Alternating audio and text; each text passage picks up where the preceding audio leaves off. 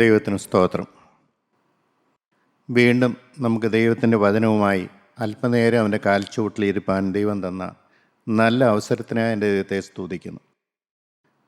മത്തായി സുവിശേഷം 7-ാം അധ്യായത്തിൻ്റെ 13-ാമത്തെ വാക്യം നമുക്ക് എല്ലാവർക്കും അറിയാവുന്നൊരു വാക്യമാണ്. ഇടുക്കുവാതിലൂടെ അകത്ത് കടപ്പീൻ. മതി. ദൈവത്തിന് സ്തോത്രം. അകത്ത് കടക്കുവാനായിട്ട് യേശുക്രിസ്തു തന്നെ പറഞ്ഞിരിക്കുന്ന ഒരു കാര്യമാണ് ഇടുക്കുവാതിലൂടെ അകത്ത് കടപ്പീൻ.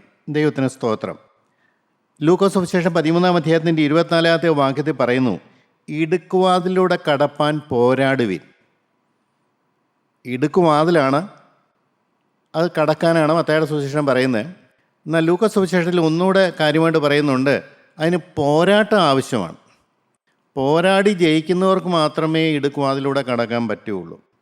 പലരും കടപ്പാൻ നോക്കും, കഴിയുകയില്ല താനും.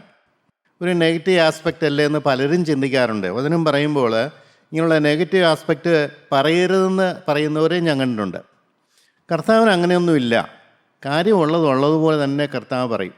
ഗ്രഹിപ്പാൻ പറ്റുന്നവൻ ഗ്രഹിക്കട്ടെ എന്നാണ് പറയുന്നത്. ചെവിയുള്ളവൻ കേൾക്കട്ടെ എന്നാണ് പറയുന്നത്. കർത്താവിന് ഒരിക്കലും സ്വർഗത്തിലെ മാനദണ്ഡം ലഘൂകരിക്കാൻ ഒരിക്കലും സാധിച്ചിട്ടില്ല. ഇവിടെ ഇടുക്കുവാതിലൂടെ കടപ്പീന്ന് പറയുന്നു, രണ്ടാമത് പറയുന്നു അതിന് പോരാടണമെന്ന് പറയുന്നു, മൂന്നാമത് പറയുന്നു അനേകരെ കടക്കാൻ നോക്കും, കഴിയുകയില്ല താനും. എല്ലാവരുടെയും മനസ്സും അടുക്കും. ശരിയാണ്, കാര്യങ്ങളൊക്കെ പറയാൻ ശരിയാണ്. ഇതാരെ കൊണ്ട് സാധിക്കും എന്നൊക്കെ നമുക്ക് ചിന്തിക്കാൻ പോകും. അതിൻ്റെ കൂടെ പറയുന്നുണ്ട്, മത്തായി സുവിശേഷം 7-ാം അധ്യായത്തിന് 15-ാമത്തെ വാക്യത്തിൽ പറയുന്നുണ്ട്, ജീവങ്കിലേക്ക് പോകുന്ന വാതിൽ ഇടുക്കവും വഴി ഞെരുക്കവും ഉള്ളത്, അത് കണ്ടെത്തുന്നവർ ചുരുക്കമത്രേ. പ്രിയപ്പെട്ടവർ, ഇത് വളരെ ചുരുക്കം പേർക്കും മാത്രം ലഭിക്കുന്ന ഒരു വലിയ ഭാഗ്യ പദവിയാണ്. ആ കാര്യം ഓർക്കുമ്പോൾ എൻ്റെ ഹൃദയം നന്നായി സന്തോഷിക്കുന്നുണ്ട്. കാരണം അനേകർക്ക് ഇത് ലഭിക്കുന്നില്ല, അനേകർ ഇതിൻ്റെ വില മനസ്സിലാക്കുന്നില്ല, അനേകർക്ക് ഇത് പിടികിട്ടുന്നുമില്ല, അനേകർ ഇത് ഭോഷത്വമാണ് താനും. എന്നാൽ എനിക്കെങ്ങനെ ഈ വലിയ സത്യം ഉൾക്കൊള്ളാൻ കഴിഞ്ഞു, എനിക്കിതിനോട് എങ്ങനെ ചേരാൻ കഴിഞ്ഞു, എനിക്ക് എങ്ങനെ സ്വന്തമാക്കാൻ കഴിഞ്ഞു എന്നുള്ളതാണ് എന്നെ ഏറ്റവും അത്ഭുതപ്പെടുന്ന കാര്യം. ഈ ലോകത്തിലെ എന്തെല്ലാം കഷ്ടങ്ങളും പ്രയാസങ്ങളും ഭാരങ്ങളും ഉണ്ടെങ്കിലും എനിക്ക് ലഭിച്ച പദവിയെ ഓർത്ത് ഞാൻ എപ്പോഴും ഹൃദയത്തിൽ സന്തോഷിക്കാറുണ്ട്. എൻ്റെ ദൈവത്തിന് സ്തോത്രം. അതുകൊണ്ടാണ് എനിക്ക് ലോകത്തിലെ കാര്യത്തെക്കുറിച്ച് വലിയ ഭാരമില്ല എന്ന് പറയും കാര്യം. ഈ ലോകത്തിലെ സുഖമായി സമാധാനത്തോടും സന്തോഷത്തോടും കൂടി ജീവിക്കുന്നതിൻ്റെ കാരണം എന്നു ചോദിച്ചാൽ, എനിക്ക് വലിയൊരു പദവി ലഭിച്ചു. അനേകർക്ക് കിട്ടാത്ത പദവി, അനേകർ വില മതിക്കാത്തൊരു വലിയ പദവി എൻ്റെ ദൈവം എനിക്ക് നേരിട്ട് തന്നു. എനിക്ക് നല്ല ബോധ്യമാണ്.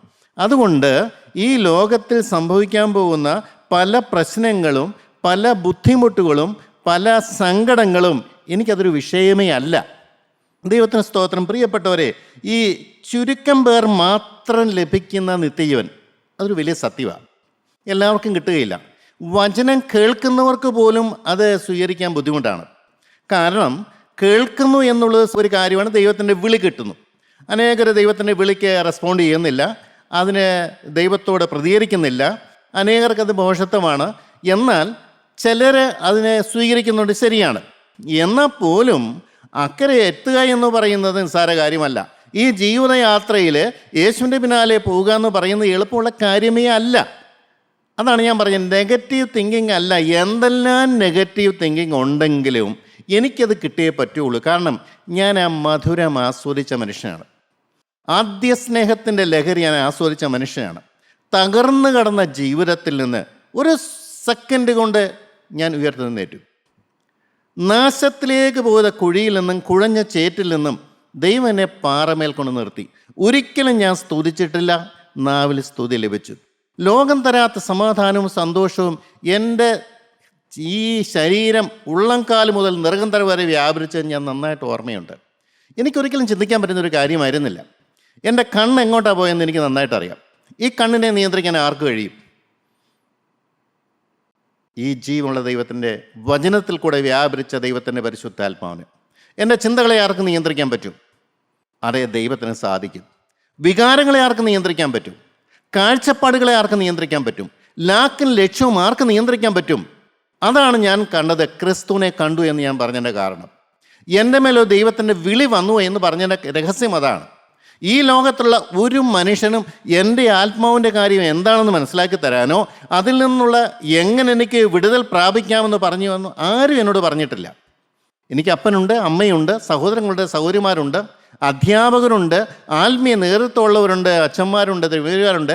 അവരാരും ഒരിക്കലും എന്നോട് ഇങ്ങനൊരു കാര്യം എൻ്റെ ആത്മാവിൻ്റെ അവസ്ഥ എനിക്ക് വെളിപ്പെടുത്തി തന്ന് അതിൽ നിന്നൊരു കരയേറ്റം തരാൻ ഒരു മനുഷ്യർക്കും സാധിച്ചിട്ടില്ല.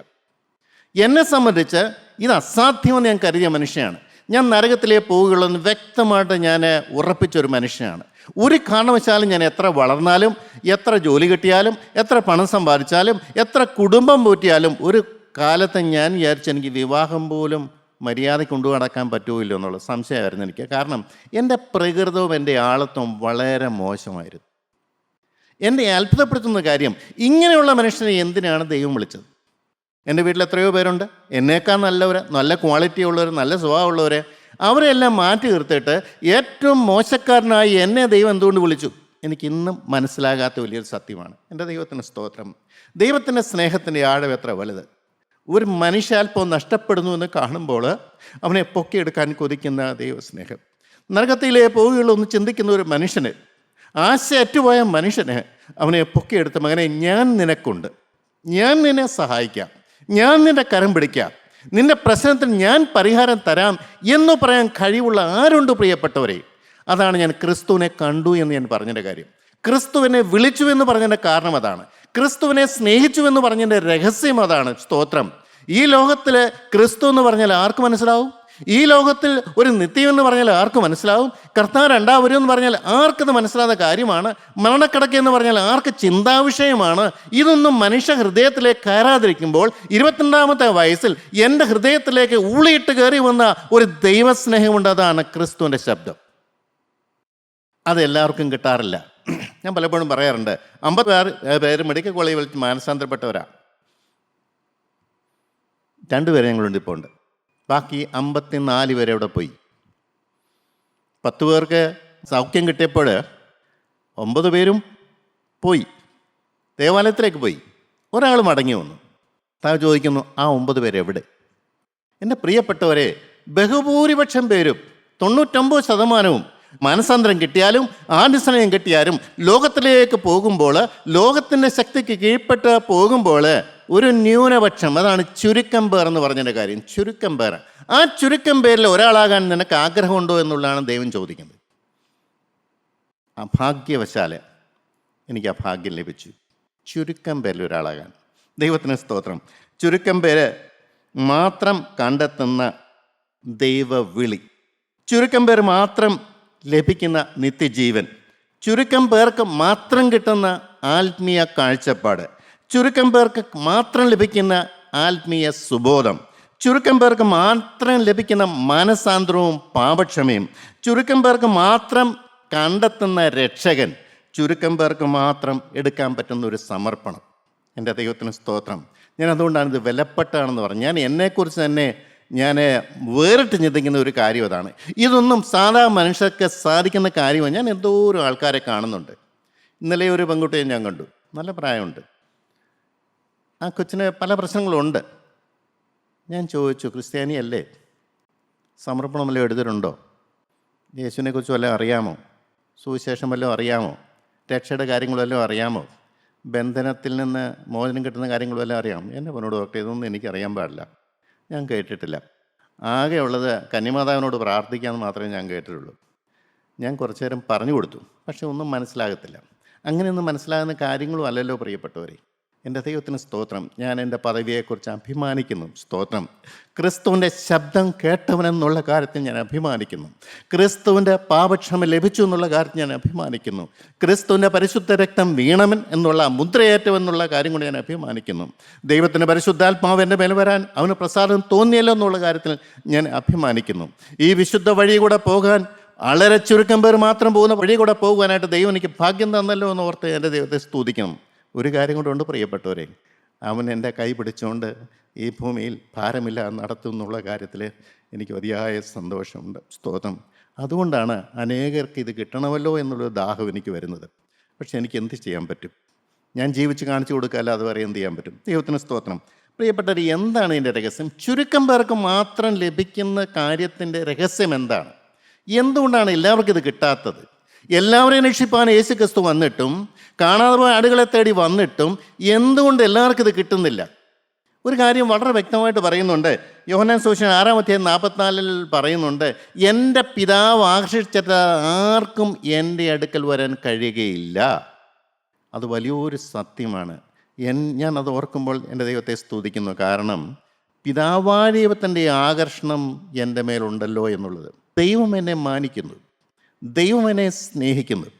പുത്രൻ്റെ അടുത്തേക്ക് പോകാൻ ദൈവം എനിക്ക് ആകർഷണം തരുന്നു. സ്തോത്രം. ക്രൂശിൻ ചുവട്ടിൽ അഭയം കണ്ടെത്താൻ ദൈവം എനിക്ക് ഭാഗ്യം തന്നിരിക്കുന്നു. സ്തോത്രം. ഈ ലോകത്തിൻ്റെ അഴുക്ക് ചാലിൽ നിന്ന് എന്നെ വിടുവിച്ചിട്ട് നിത്യജീവനിലേക്ക് കൊണ്ടുപോകാൻ ദൈവം എന്നെ കണ്ടിരിക്കുന്നു. സ്തോത്രം. അതാണ് ദൈവത്തിൻ്റെ ആകർഷണം എന്ന് പറയുന്നത്. അവൻ്റെ വേല ഈ ഭൂമിയിൽ ചെയ്യാൻ ദൈവം എന്നെ നിയോഗിച്ചിരിക്കുന്നു. പൗലോസ് പറയുന്നുണ്ട്, നീ ജാതികൾക്ക് പ്രവാചകനായി തീരണം, അനേകരുടെ കണ്ണ് തുറക്കുവാനും അനേകർക്ക് പാപമോചനം അറിയിക്കുവാനും അനേകർ രക്ഷനെ കണ്ടെത്തുവാനും നിന്നെ ഞാൻ അയച്ചിരിക്കുന്നു എന്ന് പറയുന്നു. പ്രിയപ്പെട്ടൊരു വലിയൊരു ദൗത്യമാണ്. കർത്താവായ യേശു ക്രിസ്തുവിന് നേരിട്ട് ഇറങ്ങി വന്ന് ഒന്നും ഇവിടെ ചെയ്യാൻ പറ്റത്തില്ല. പക്ഷേ തൻ്റെ വചനം കേട്ട് തൻ്റെ രക്തത്താൽ പാപക്ഷമ പ്രാപിച്ച് തൻ്റെ പരിശുദ്ധാത്മാവിനാൽ രൂപാന്തരപ്പെട്ടവരെ കൊണ്ട് ദൈവം അത്ഭുതം പ്രവർത്തിക്കും, തൻ്റെ വേല ചെയ്യും. യേശു ക്രിസ്തു എന്തു വേല ചെയ്തുവോ അതേ വേല തന്നിൽ വിശ്വസിക്കുന്നവരെ കൊണ്ട് ചെയ്യിക്കാനാണ് ദൈവത്തിൻ്റെ കാര്യപരിപാടി. അത് ചുരുക്കം പേർക്ക് മാത്രമേ കിട്ടുകയുള്ളൂ എന്നുള്ളതാണ് സത്യം. എൻ്റെ ദൈവത്തിന് സ്തോത്രം. അതാണ് ഈ കൃപ ലഭിച്ചവർ ഭാഗ്യശാലികൾ എന്ന് പറയുന്നത്. എൻ്റെ ദൈവത്തിന് നന്ദിയോടെ സ്തോത്രം. പ്രിയരെ, പിശാചിൻ്റെ കയ്യിൽ നിന്നും എന്നെ വിടുവിക്കാൻ പിതാവ് കൊടുത്ത വില എന്താണ്? ഇത് മനസ്സിലാകുന്നില്ല. ദൈവത്തിൻ്റെ ആകർഷണം ലഭിക്കുക എന്ന് പറയുന്നത് വളരെ പ്രയാസമുള്ള കാര്യമാണ്. ആകർഷണം ലഭിച്ചവർക്ക് മാത്രമേ വചനം കേൾക്കാൻ പറ്റുള്ളൂ, വചനം ഗ്രഹിക്കാൻ പറ്റുള്ളൂ, വചനപ്രകാരം ജീവിതത്തെ താഴോട്ട് ഇറക്കി വെക്കാൻ പറ്റുള്ളൂ, ക്രൂശിൻ ചുവട് കണ്ടെത്താൻ പറ്റുകയുള്ളൂ, യേശുക്രിസ്തു പ്രിയപ്പെട്ടവനായി തോന്നാൻ പറ്റുകയുള്ളൂ. എന്താണ് ഇവിടെ പറഞ്ഞിരിക്കുന്നത്? വ്യർത്ഥവും പിതൃ പാരമ്പര്യവുമായുള്ള നിങ്ങളുടെ നടപ്പിൽ നിങ്ങളെ വീണ്ടെടുത്തത് പൊന്നെ വെള്ളി മുതലായി അഴിഞ്ഞു പോകുന്ന വസ്തുക്കളെ കൊണ്ടല്ല, ക്രിസ്തു എന്ന നിർദോഷവും നിഷ്കളങ്കവുമായ കുഞ്ഞാടിൻ്റെ വിലയേറിയ രക്തം കൊണ്ട് അത്രേ. 1 പത്രോസ് 1:18 ഇനി പറഞ്ഞത്. പിതാവായ ദൈവം കൊടുത്ത വില മനുഷ്യൻ മനസ്സിലാക്കുന്നില്ല. എന്നെ വീണ്ടെടുത്തത് എൻ്റെ നന്മ പ്രവൃത്തിയല്ല, എൻ്റെ കഴിഞ്ഞ കാലങ്ങളല്ല, എൻ്റെ വിദ്യാഭ്യാസമല്ല, എൻ്റെ യോഗ്യതയല്ല, എൻ്റെ അറിവല്ല, ജ്ഞാനമല്ല, ഒന്നുമല്ല. വ്യർത്ഥവും പിതൃ പാരമ്പര്യവുമുള്ള നിങ്ങളുടെ കഴിഞ്ഞകാല നടപ്പിൽ നിന്ന്, നാശത്തിലേക്കുള്ള നടപ്പിൽ നിന്ന്, പ്രയോജനമില്ലാത്ത പാരമ്പര്യത്തിൽ നിന്ന്, പ്രയോജനമില്ലാത്ത ആചാര അനുഷ്ഠാനങ്ങളിൽ നിന്നും നിങ്ങളെ വീണ്ടെടുത്തത് ക്രിസ്തു എന്ന നിർദോഷവും നിഷ്കളങ്കവുമായ കുഞ്ഞാടിൻ്റെ വലിയ രക്തം കൊണ്ട് അത്രയും. ഈ കുഞ്ഞാടിൻ്റെ രക്തം എന്ന് പറഞ്ഞാൽ ആർക്കെന്തു മനസ്സിലാവും? നാമധേയ ക്രിസ്ത്യാനികൾക്ക് എങ്ങനെ മനസ്സിലാവും? യേശുക്രിസ്തു മരിച്ചു എന്നെല്ലാവരും പറയും. ആ മരണത്തിൻ്റെ പിന്നിലുള്ള രഹസ്യം, ആ മരണത്തിൻ്റെ പിന്നിലുള്ള വീണ്ടെടുപ്പ്, ആ മരണത്തിൻ്റെ പിന്നിലുള്ള പാപക്ഷമ, ആ മരണത്തിൻ്റെ പിന്നിലുള്ള പിതാവായ ദൈവത്തിൻ്റെ വേദന, എൻ്റെ ദൈവമേ എത്ര പേർക്ക് മനസ്സിലാവും? നിങ്ങളെ വീണ്ടെടുത്തു ഒരാൾ, നിങ്ങളെ വീണ്ടെടുത്തു. നിങ്ങൾ അറിയാത്ത ഒരാൾ, നിങ്ങൾ അറിയാതെ നിങ്ങളെ സ്നേഹിക്കുന്ന ഒരാൾ, നിങ്ങളുടെ ആത്മാവിനെ കരുതുന്ന ഒരാൾ, നിങ്ങളെ സ്വർഗത്തിലെത്തിക്കാൻ കൊതിക്കുന്ന ഒരാൾ, നിങ്ങളെ നിങ്ങളുടെ കുടുംബത്തെ രക്ഷിക്കാൻ ആവലോടെ കാത്തിരിക്കുന്ന ഒരാൾ, നിങ്ങളെ വീണ്ടെടുത്തത് പുത്രൻ്റെ പരിശുദ്ധ രക്തം കൊണ്ടത്രേ. ഇതെത്ര പേര് മനസ്സിലാക്കുന്നുണ്ട്? യേശുക്രിസ്തുവിൻ്റെ രക്തം വീണവനാണ് ഞാൻ. സ്വർഗത്തിലെ ദൈവത്തിൻ്റെ കാര്യപരിപാടിയിൽ ഉൾപ്പെട്ടവനാണ് ഞാൻ ഈ ലോകം മനുഷ്യനല്ല, ഞാൻ സാധാരണക്കാരനല്ല, ഞാൻ വിലയേറിയ രക്തം വീണവനാണ്, രക്തത്തിൻ്റെ മുദ്രയുള്ളവനാണ്. സാത്താൻ്റെ അവകാശങ്ങൾ എനിക്ക് വേണമെങ്കിൽ എന്നേക്കുമായി യാത്ര പറഞ്ഞ് ആ രക്തത്തിൻ്റെ ശക്തി കൊണ്ട് പാപം കൂടാതെ ജീവിക്കാൻ പറ്റുന്ന ഒരവസ്ഥ ദൈവം എനിക്ക് തന്നിരിക്കുകയാണ്. എത്ര പേര് മനസ്സിലാക്കുന്നുണ്ട്? ദൈവത്തിന് സ്തോത്രം. റോമർക്ക് ലേഖനം 6:17 എങ്ങനെയാണ് ഈ ദൈവം നമുക്ക് തന്നെന്നുള്ളതുണ്ട്. മുമ്പ് വായിച്ചു നോക്കാം. റോമർക്ക് ലേഖനം 6:17 എന്നാൽ നിങ്ങൾ പാപത്തിൻ്റെ ദാസന്മാരായിരുന്നുവെങ്കിലും നിങ്ങളെ പഠിപ്പിച്ച ഉപദേശരൂപത്തെ ഹൃദയപൂർവ്വം അനുസരിച്ച് പാപത്തിൽ നിന്ന് സ്വാതന്ത്ര്യം ലഭിച്ചു, നീതിക്ക് ദാസന്മാരായി തീർന്നതുകൊണ്ട് ദൈവത്തിന് സ്തോത്രം. പ്രിയപ്പെട്ടവരെ, ഇവിടെ പറയുന്നുണ്ട് സ്വർഗത്തിൻ്റെ കാര്യപരിപാടി എന്താണ്? നിങ്ങൾക്ക് തന്ന വചനം ഹൃദയപൂർവ്വം അനുസരിച്ച്, നിങ്ങൾക്ക് ദൈവം തന്ന വചനം നിങ്ങൾ ഈ ഭൂമിയിൽ അനുസരിക്കാൻ നിങ്ങളുടെ ആത്മാവിൻ്റെ രക്ഷയ്ക്ക് വേണ്ടി തന്ന വചനം ഹൃദയപൂർവ്വം അനുസരിച്ച് പാപത്തിൽ നിന്ന് സ്വാതന്ത്ര്യം പ്രാപിച്ചു. പ്രിയരേ, എത്ര വിലപ്പെട്ട സംഗതിയാണ്. പാപം ചെയ്യാനുള്ള പ്രവണത മാറുന്നു, പാപത്തോടുള്ള താല്പര്യം മാറുന്നു, പാപത്തോട് ഒരു അറപ്പും വെറുപ്പും വരുന്നു. എന്നിട്ട് ദൈവത്തിൻ്റെ അടിമനുഖത്തിലേക്ക് തലകുനിച്ചു കൊടുക്കുന്നു.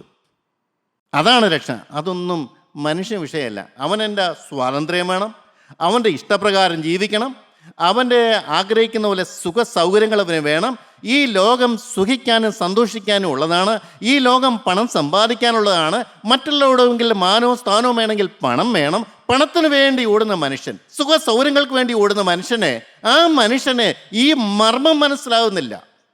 നിങ്ങൾക്ക് തന്നിരിക്കുന്ന വചനം ഹൃദയപൂർവ്വം അനുസരിച്ച് പാപത്തിൽ നിന്ന് സ്വാതന്ത്ര്യം പ്രാപിച്ച്, പാപം ചെയ്യുന്നതിൽ നിന്ന് നിങ്ങൾക്ക് മോചനം പ്രാപിച്ച് ദൈവത്തിന് വേണ്ടി ജീവിതം വേർതിരിക്കുന്ന മനോഹരമായൊരവസ്ഥ ഇന്ന് ആർക്കും അത് ആവശ്യമുള്ള കാര്യമല്ല.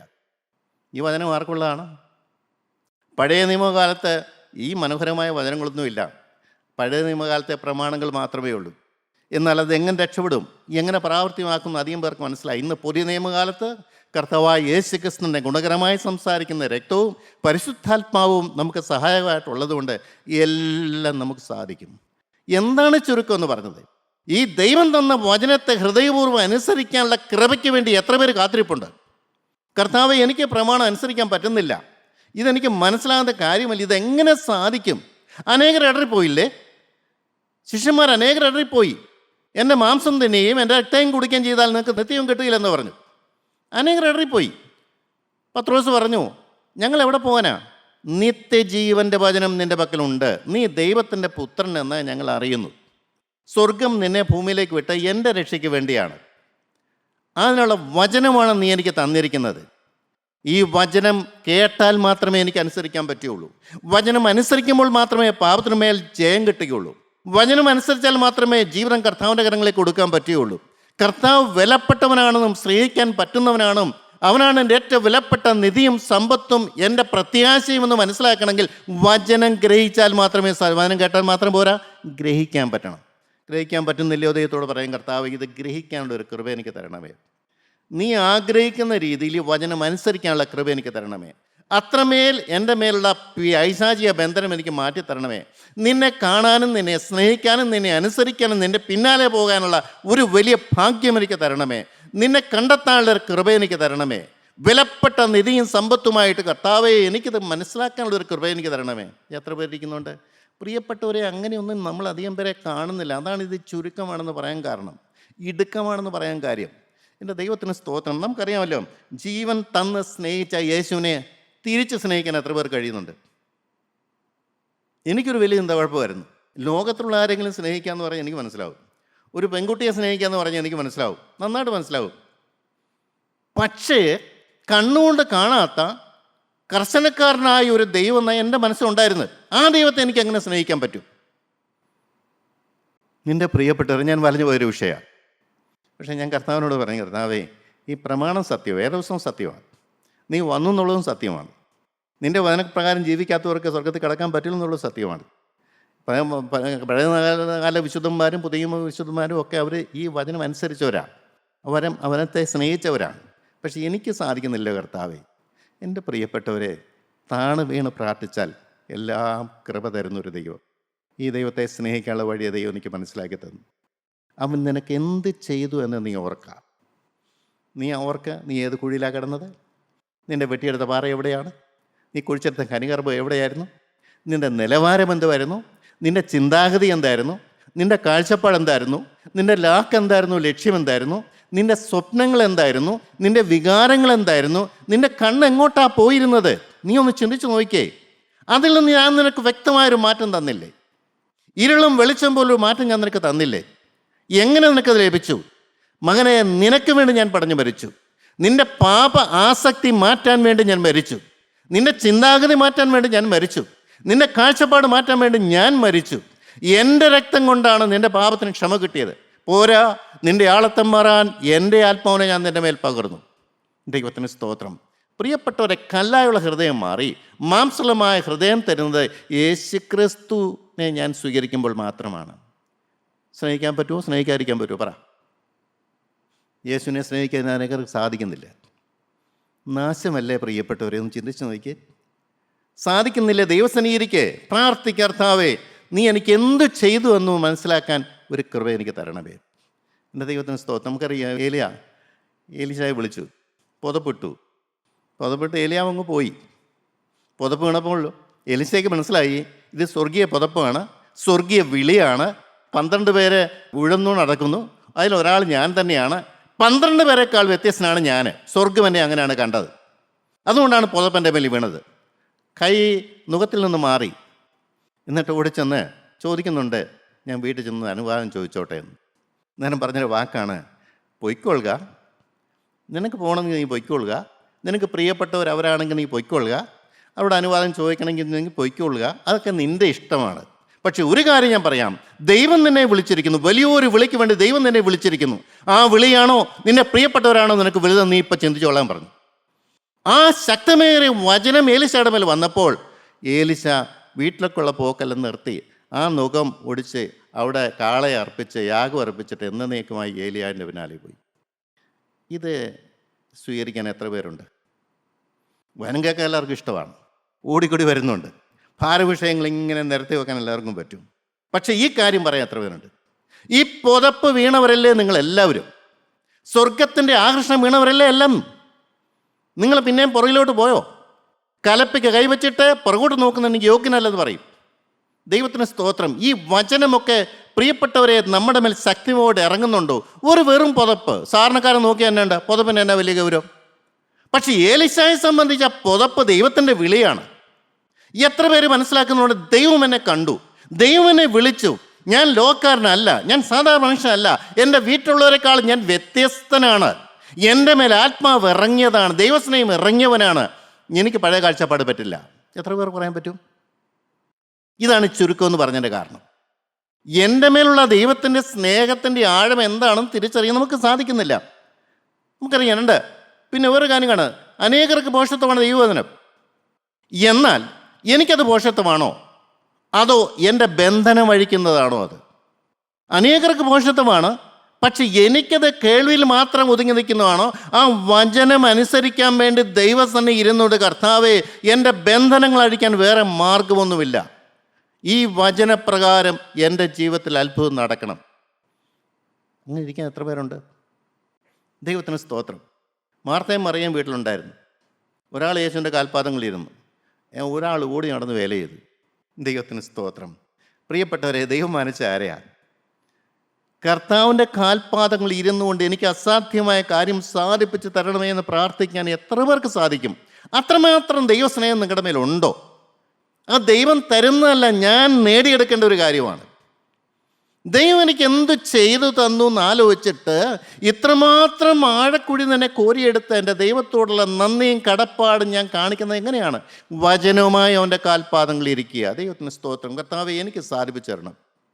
എത്ര ബുദ്ധിമുട്ടാണേലും ശരി, എത്ര കഠിനമാണേലും ശരി, എത്ര കുഴപ്പം പിടിച്ചാണേലും ശരി, എത്രമാത്രം ആൾക്കാർ തള്ളിക്കളഞ്ഞാണേലും ശരി, അനേകർക്ക് തള്ളിക്കളഞ്ഞ കല്ല് എനിക്ക് മൂലക്കല്ല, അനേകർക്ക് യേശുവിനെ വേണ്ട, പക്ഷെ എനിക്ക് എൻ്റെ ആത്മജീവിതത്തിൻ്റെ മൂലക്കല്ലാണ് നീ.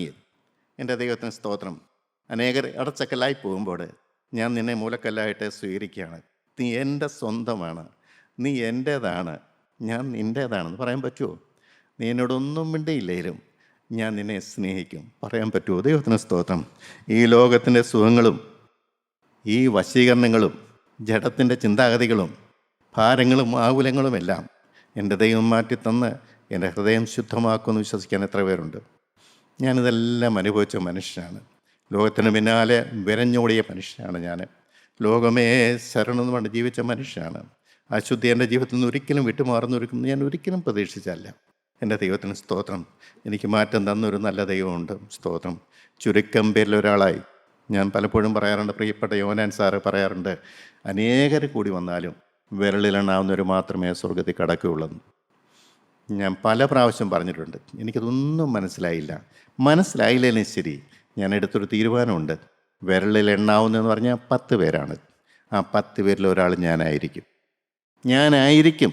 എന്തൊക്കെ വില കൊടുക്കേണ്ടി വന്നാലും എന്തെല്ലാം അസാധ്യമെന്ന് പറഞ്ഞാലും, എന്തെല്ലാം പ്രതിബന്ധമുണ്ടെന്ന് പറഞ്ഞാലും, എത്ര മല മുന്നിൽ വന്നാലും ഈ മലയെ മാറ്റാൻ എൻ്റെ ദൈവത്തിന് കഴിയും. സ്തോത്രം.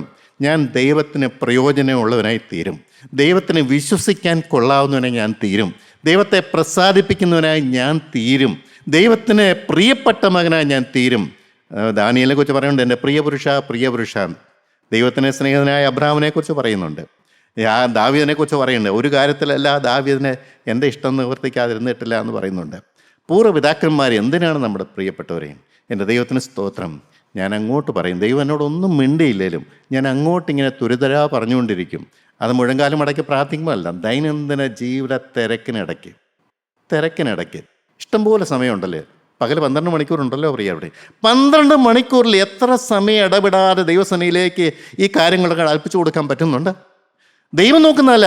നീ മുഴങ്കാലം അടയ്ക്ക് പ്രാർത്ഥിക്കുമ്പോൾ നീ പലതും പറയും, പക്ഷെ നീ ലോകത്തിലേക്ക് ഇറങ്ങുമ്പോൾ നീ വേറൊരു മനുഷ്യനായി തീരുന്നു. 2 പേഴ്സണാലിറ്റിയാണ് നിനക്കുള്ളത്. നീ ജോലി ചെയ്യുമ്പോൾ നീ വേറെ ആളാണ്, പ്രാർത്ഥിക്കാനിരിക്കുമ്പോൾ നീ ആത്മീയനാണ്. അല്ല പ്രിയരെ, പ്രാർത്ഥിക്കാനിരിക്കുമ്പോഴായിക്കോട്ടെ, ജോലി ചെയ്യുമ്പോഴായിക്കോട്ടെ, നിന്റെ ഹൃദയം എവിടെയാണ്? ഉയരത്തിലേക്ക് അത് പോകുന്നുണ്ടോ? ദൈവസന്നിധിയിലേക്ക് അത് പോകുന്നുണ്ടോ? യേശുവിൻ്റെ കാൽപ്പാദം തേടുന്നുണ്ടോ? നിന്റെ വിശ്രാമസ്ഥലം അവിടെയാണോ? പ്രിയപ്പെട്ടവരെ, സാധിക്കും. നിങ്ങൾ നോക്ക്. ദൈവത്തിന് സ്തോത്രം. എൻ്റെ സ്ഥിതി മാറുമെന്ന് ആരും വിശ്വസിക്കുന്നില്ല. എനിക്കൊരു നല്ല കാലമുണ്ടെന്ന് വിശ്വസിക്കുന്നില്ല. എന്നെ മാറ്റാൻ എൻ്റെ ദൈവത്തിന് കഴിയും. കൂശന് തൻ്റെ തൊക്കും പുള്ളിപ്പുലിക്ക് തൻ്റെ പുള്ളിയും മാറ്റാൻ കഴിയുമോ? അടുത്ത വാക്കെന്നറിയാമോ?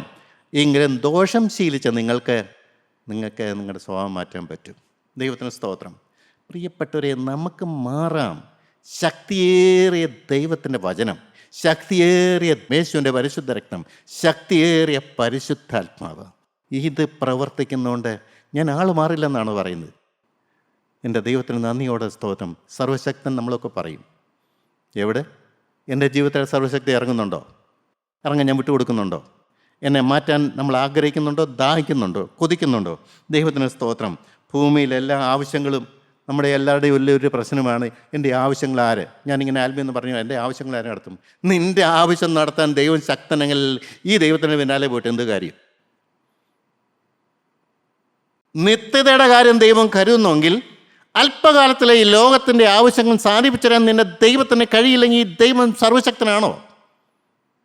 നിത്യതയോളം യേശുക്രിസ്തു ഇരിക്കുന്ന അതേ സ്ഥാനത്ത് തന്നെ ഇരുത്താൻ തക്കൊണ്ട് തന്നെ യോഗ്യനാക്കാമെന്ന് ദൈവം വാക്ക് തന്നിട്ടുണ്ടെങ്കിൽ എത്രമാത്രം രൂപാന്തരം എനിക്ക് വേണം?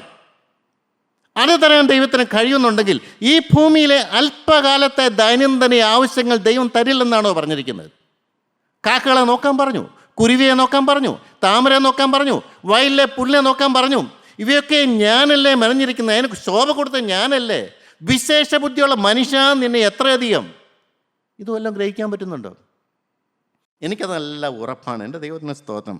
അവൻ എൻ്റെ കാര്യം നോക്കാൻ ശക്തനാണ്. അതുകൊണ്ട് എനിക്ക് ഭാരങ്ങളില്ല, ആകുലങ്ങളില്ല, ടെൻഷനില്ല, നാളെക്കുറിച്ച് വിചാരമില്ല. എനിക്ക് എൻ്റെ കാര്യങ്ങളൊക്കെ ദൈവസന്നിധിയിലേക്ക് കൊടുത്തിരിക്കുകയാണ്. അവനത് നോക്കിക്കോളും. വേണ്ട സമയത്ത് വേണ്ടതുപോലെ ചെയ്യാനുള്ള കഴിവ് അവനുണ്ട്. എനിക്ക് നിർബന്ധങ്ങളില്ല. ഇന്നതുപോലെ ആകണമെന്നും ആഗ്രഹമൊന്നുമില്ല. അത് അവൻ്റെ കരങ്ങളിലേക്ക് കൊടുത്താൽ അവൻ അവൻ്റെ ഇഷ്ടം പോലെ, ഇഷ്ടമുള്ള സമയത്ത് ഇഷ്ടമുള്ള പോലെ അത് കാര്യങ്ങൾ നടത്തട്ടെ. ഭാരങ്ങൾ മാറിയില്ലേ? എൻ്റെ ദൈവത്തിന് സ്തോത്രം. ലോകം തരാത്ത സന്തോഷവും സമാധാനവും വേണോ? ആർക്ക് വേണം? പണത്തിൻ്റെ സന്തോഷവും സമാധാനമാണ് എല്ലാവർക്കും വേണ്ടത്. ലോകം തരാത്ത സമാധാനവും സന്തോഷവും ഇതാർക്കുള്ളതാണ്? ദൈവത്തിൻ്റെ വചനത്തിൻ്റെ പിന്നാലെ പോകുന്നവർ, ക്രൂശിനെ മാനിക്കുന്നവർ, ക്രൂശിൻ ചൂട്ടിലിരിക്കുന്നവർ, രൂപാന്തരപ്പെട്ടവർക്കുള്ളതാണ് ഈ സമാധാനം. ലോകം തരാത്ത സമാധാനവും സന്തോഷവും. ദൈവത്തിന് സ്തോത്രം. പ്രിയപ്പെട്ടവരെ, ഒരു വിശുദ്ധ ജീവിതം സാധ്യമാണോ? നമുക്കൊന്നും ചിന്തിക്കാൻ പറ്റുന്നൊരു കാര്യമല്ല. സാധ്യമാണ് പ്രിയരെ. വിശുദ്ധ ജീവിതം, ഏകാഗ്രതയുള്ള ഹൃദയം, ദൈവ സാന്നിധ്യമുള്ള ഹൃദയം, ദൈവത്തോട് അഭിമുഖമായി സംസാരിച്ചുകൊണ്ടിരിക്കുന്ന ജീവിതം. ഈ ഭൂമിയിലെ ഈ നൂറ്റാണ്ടിൽ ഈ കൃപായുഗത്തിൽ മകനെ നീ സാധിക്കുന്നില്ലെങ്കിൽ നിന്നെപ്പോലെ അവിശ്വാസം വേറെ ആരും കാണുകയില്ല. ദൈവത്തിന് സ്തോത്രം. പ്രിയപ്പെട്ടവരെ, വിശുദ്ധ ജീവിതവും ദൈവ സാന്നിധ്യവും. എൻ്റെ ദൈവത്തിന് സ്തോത്രം. ഏറ്റവും പ്രധാനപ്പെട്ട വേറൊരു കാര്യമുണ്ട്. രണ്ടാമത്തെ വരവിന് വേണ്ടിയുള്ള ഒരുക്കം ഈ പരിശുദ്ധാത്മാവാണ് തരുന്നത്. രണ്ടാമത് കടന്നു വരുമ്പോൾ അതിനുവേണ്ടി ഒരുങ്ങാനുള്ള കൃപ തരുന്നതും ഈ പരിശുദ്ധാത്മാവാണ്. അപ്പോസ്തലൻ പറഞ്ഞു, എനിക്ക് ലഭിച്ച കൃപ ഞാൻ വ്യർത്ഥമാക്കിയില്ല. നിങ്ങൾക്ക് ഓരോരുത്തരും കൃപയിലുണ്ട്. നിങ്ങൾ വ്യർത്ഥമാക്കാറുണ്ടോ? ദൈവനാമം മാത്രം മഹത്വപ്പെടാനിടയാകട്ടെ. ദൈവത്തിന് സ്തോത്രം.